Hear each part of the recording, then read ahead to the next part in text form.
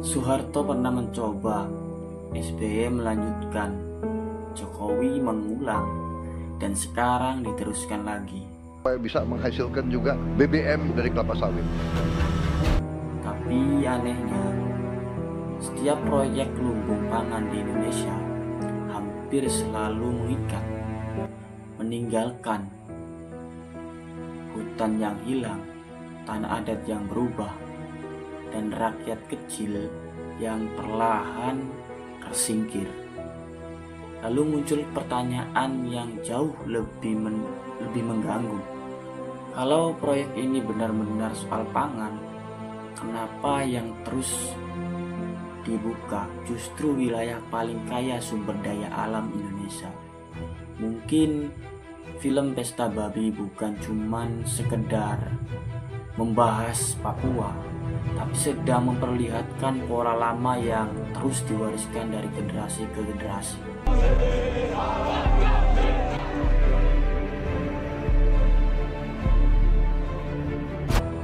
Film Pesta Babi memperlihatkan suatu yang terasa sunyi, tapi mengganggu.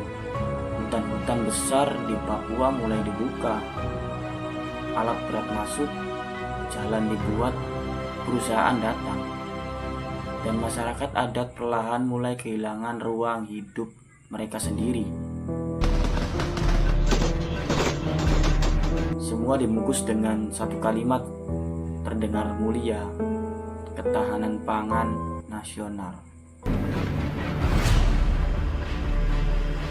Karena kata pangan selalu terdengar benar, seolah siapapun yang mempertanyakan proyeknya akan dianggap melawan masa depan Indonesia. Tapi justru disitulah film ini mulai terasa gelap, karena pola seperti ini ternyata bukan pertama kali terjadi. Saya tahu, kami kaget pagi-pagi kapal sudah ada. Di era Presiden Soeharto, Indonesia pernah punya proyek besar, 1 juta hektar lahan gambut di Kalimantan. Tujuannya sama, lumbung pangan nasional. Negara menggali kanal besar, hutan dikeringkan, lahan dibuka besar-besaran, tapi akhirnya gagal. Tanah rusak, ekosistem hancur, kebakaran hutan mulai menjadi bencana tahunan. Dan yang paling ironis, alam yang dihancurkan bahkan tidak berhasil memberi hasil sesuai janji awal.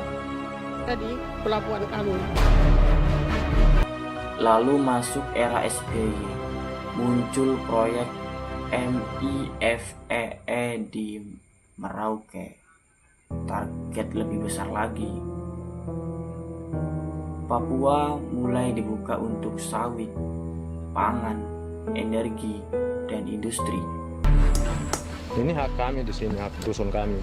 Film Pesta Babi sebenarnya memperlihatkan sisa luka dari pola itu, karena masyarakat adat mulai merasa pembangunan datang bukan untuk mereka, tapi untuk suatu yang jauh lebih besar. Dan semakin besar proyeknya, semakin kecil ruang hidup mereka tersisa. Segera swasembada pangan dalam waktu yang Masuk era Jokowi, food estate kembali dibicarakan besar-besaran. Lokasi bahkan kembali ke Kalimantan, Sumatera, dan Papua. Negara kembali membawa narasi swasembada pangan. Tapi kritik mulai muncul lagi karena lahan yang dibuka tidak cocok, mudah rusak, dan sering gagal panen. saya telah mencanangkan bahwa Indonesia harus. Namun proyek tetap berjalan, dan di titik inilah film Pesta Babi mulai terasa seperti bukan sekedar dokumenter, tapi seperti alarm tentang pola pembangunan yang terus berulang. Sesingkat-singkatnya. Dan mungkin bagian paling gelap dari semua ini bukan soal gagal atau berhasil panennya, tapi soal Papua pun harus ditanam kelapa sawit. Siapa yang akhirnya menguasai tanah setelah hutan dibuka? Karena setelah wilayah adat berubah menjadi kawasan industri, akan jauh lebih mudah bagi perusahaan, investasi besar, dan kepentingan ekonomi lain masuk lebih dalam. Hari ini pangan, besok sawit, lusa tambang.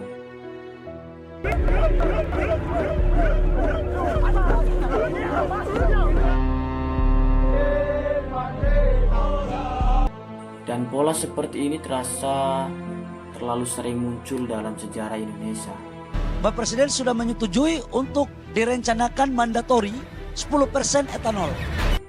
Film Pesta Babi memperlihatkan bahwa yang paling hilang bukan cuma hutan, tapi hubungan manusia dengan tanahnya sendiri. Bagi masyarakat adat Papua, hutan bukan sekedar lahan ekonomi. Hutan adalah rumah sejarah, identitas, dan kehidupan. Dan ketika semua hilang, yang terasa bukan cuma kemiskinan, tapi trauma yang diwariskan ke generasi berikutnya.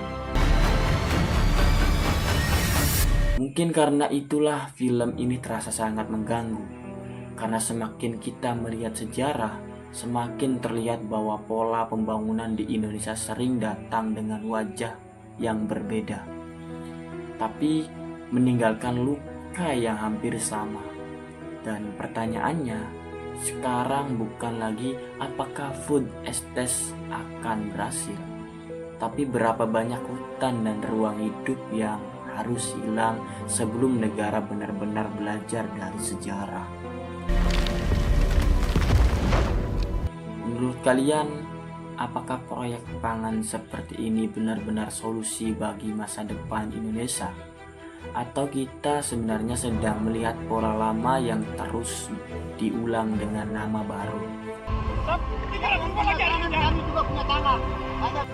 Ini Papua loh, tanah yang sejak lama dikenal menyimpan emas, nikel, kayu, dan sumber daya besar lainnya. Jadi wajar kalau mulai muncul pertanyaan, apakah